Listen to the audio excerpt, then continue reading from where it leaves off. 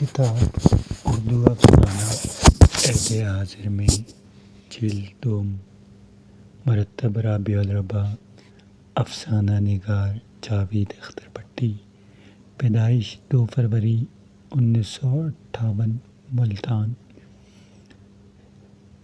چاند کے زخم 1981 میں، مگر تم زندہ رہنا 1989 میں، ربیع ذات 2001 میں، سانپوں سے ناک کاٹنے کا وچن 2016 میں شائع ہوئے۔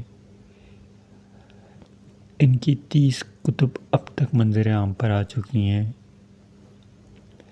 ان کے فن افسانہ نگاری پر ایم.اے کی سطح پر ایک مقالہ جاوید اختر بھٹی کے افسانہ نگاری تحقیق و تجزیہ 2010 میں university of education Lahore Sehrish Ghazi نے لکھا۔ دوسرا مقالہ ایم فل اردو علامہ اقبال یونیورسٹی میں زیر تکمیل ہے۔ اس کے علاوہ ان کے دیگر جہتوں پر 2 مقالے لکھے گئے۔ جاوید اختر بھٹی کے افسانوں پر بہت سے ناقدین نے رائے دی، جس میں ان کے افسانوں کی فنی خوبیوں کو بیان کیا گیا ہے۔ افسانہ 5000 سال کا دن۔ اس نے کہا، اس شہر میں تم کب سے رہتے ہو؟ کیوں؟ میں ایک آدمی کی تلاش میں ہوں۔ وہ مجھے 5000 سال پہلے ملا تھا۔ میں اسے مسلسل تلاش کر رہا ہوں۔ وہ کہاں ہوگا؟ مجھے اس کا نام معلوم نہیں، اس کی ضرورت بھی نہیں تھی، میں نے پوچھا بھی نہیں تھا۔ وہ تمہیں کہاں ملا تھا؟ ایک جنگ ہو رہی تھی، ایک بہت بڑی جنگ، ہر طرف لاشیں ہی لاشیں تھیں۔ میں بادشاہ تھا، وہ میرے قدموں میں گر گیا، رحم کی بھیک مانگ رہا تھا۔ میں نے تلوار اٹھائی اور تلوار سے اس کی گردن آئی اور پھر منظر بدل گیا۔ صاحب، میری بیوی بیمار ہے، بہت بیمار ہے، میں اس کا علاج کرانا چاہتا ہوں، میری مدد کریں۔ صاحب نے کہا، میں تمہاری زیادہ مدد نہیں کر سکتا، تم اپنی بیوی کے لیے اتنا پریشان کیوں ہوتے ہو؟ وہ زندہ نہیں رہے گی، چھوڑو، تم کس چکر میں ہو؟ نہیں صاحب، میں اپنی بیوی سے بہت محبت کرتا ہوں، میں اس کے ساتھ زندگی بسر کرنا چاہتا ہوں۔ اچھا، ہاں صاحب، میں تمہاری کیا مدد کروں؟ آپ اس کا علاج کروا دیں۔ اچھا، تم کہاں چلے؟ ارے ذرا میری بات تو سنو۔ وہ کہاں گیا؟ میری تلوار نے اسے جاتے ہوئے دیکھا تھا۔ تمہاری تلوار کہاں ہے؟ میری تلوار میدان جنگ میں کہیں کھو گئی تھی۔ میری آنکھیں بھی اس تلوار کے ساتھ کہیں کھو گئی ہیں، لیکن مجھے اس کی آواز یاد ہے، میں اسے پہچان لوں گا، وہ فریاد کرے گا تو مجھے معلوم ہو جائے گا کہ یہ وہی شخص ہے۔ لیکن اب تو جنگ ختم ہو چکی ہے۔ وہ آدمی کہاں چلا گیا؟ وہ مجھ سے فریاد کر رہا تھا۔ وہ کون تھا؟ وہ جس کی بیوی بیمار تھی، وہ فریاد کر رہا تھا، بھیک مانگ رہا تھا، میرے قدموں میں پڑا تھا، کہیں اس کی بیوی مر تو نہیں گئی؟ میں تمہاری مدد کروں، میں تمہاری بیوی سے تمہیں نجات دلاؤں، تمہیں آزادی لے دوں۔ تم کہاں ہو؟ میرے قریب آؤ۔ کیا تم میری آواز سن رہے ہو؟ کیا تم بھی اپنی بیوی کے ساتھ مر گئے ہو؟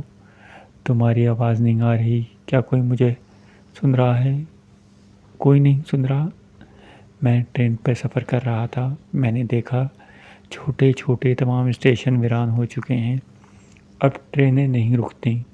جب میں چھوٹا سا تھا تو ان دنوں یہ اسٹیشن آباد ہوا کرتے تھے، ان دنوں اسٹیشن کا ایک کلچر ہوا کرتا تھا۔ اب تو بڑے شہروں کے اسٹیشنوں پر باقی رہ گیا ہے۔ مجھے یاد ہے، ایک دفعہ ہماری ٹرین کا انجن خراب ہو گیا تھا، 3 گھنٹے انتظار کرنا پڑا تھا۔ اس چھوٹے سے اسٹیشن پر کھانے کی تمام چیزیں ختم ہو گئیں۔ آخر لوگ تربوز بیچنے والے کی طرف بڑھے، اس کے 40-50 تربوز چند منٹوں میں ختم ہو گئے۔ آج وہ سوچ رہا تھا، اگر آج اس کے پاس 1000 تربوز ہوتے تو سارے بک جاتے اور اس کے پاس بہت سے روپے اکٹھے ہو جاتے۔ آج اسے ایک موقع ملا تھا، لیکن قدرت کو ایسا ہی منظور تھا۔ وہ تربوز بیچ کر پریشان ہو گیا، اسے خوشی نہیں ہوئی۔ وہ اپنے گھر میں اس انداز میں داخل ہوا جیسے کوئی بڑا نقصان ہو گیا ہو، اتنا بڑا خسارہ کہ اس کی بھوک مر گئی۔ بہت سے خیالات اس کے ذہن کو پریشان کر رہے تھے۔ تم کہاں چلے گئے ہو؟ میری بات سنو، میں تمہاری مدد کرنا چاہتا ہوں۔ صاحب، میں آ گیا۔ آ گیا؟ کہاں مر گئے تھے؟ صاحب غریب آدمی ہوں، میں نے سوچا کوئی کاروبار کر لوں، اسٹیشن پر تربوز لے کر بیٹھ گیا۔ آج ٹرین خراب ہو گئی، میرے سارے تربوز بک گئے۔ صاحب آج 1000 تربوز بھی ہوتے تو بک جاتے، مگر صاحب میری تو قسمت ہی خراب تھی، 40-50 تربوز تھے اور بس۔ تمہاری بیوی کا کیا حال ہے؟ بیمار ہے یا مر گئی؟ صاحب وہ تو ٹھیک ہو گئی۔ کیسے ٹھیک ہو گئی؟ ایک اللہ والے نے دعا کی، بس وہ ٹھیک ہو گئی۔ اب تو اچھی بھلی ہے، اپنے سارے کام خود کرتی ہے۔ صاحب آپ نوکری دے دیں، تم بھاگ جاتے ہو۔ نہیں صاحب، میں اب زندگی بھر یہی رہوں گا، آپ فکر نہ کریں، میں آپ کی خدمت کروں گا۔ بولنے والے تم کون ہو؟ میں تمہیں 5000 سال سے تلاش کر رہا ہوں، میری آنکھیں تو تلوار کے ساتھ چلی گئی تھی، تو تمہاری آواز کو میں پہچان رہا ہوں۔ تم وہی ہو تم۔ خاموش کیوں ہو گئے؟ بولتے کیوں نہیں؟ کہاں ہو؟ میری تلوار کہاں ہے؟ میری تلوار کہاں ہے؟ میری آنکھیں کہاں ہیں؟ یہ وہی شخص ہے جو مجھ سے رحم کی بھیک مانگ رہا تھا۔ تم بولتے کیوں نہیں؟ تم خاموش کیوں ہو؟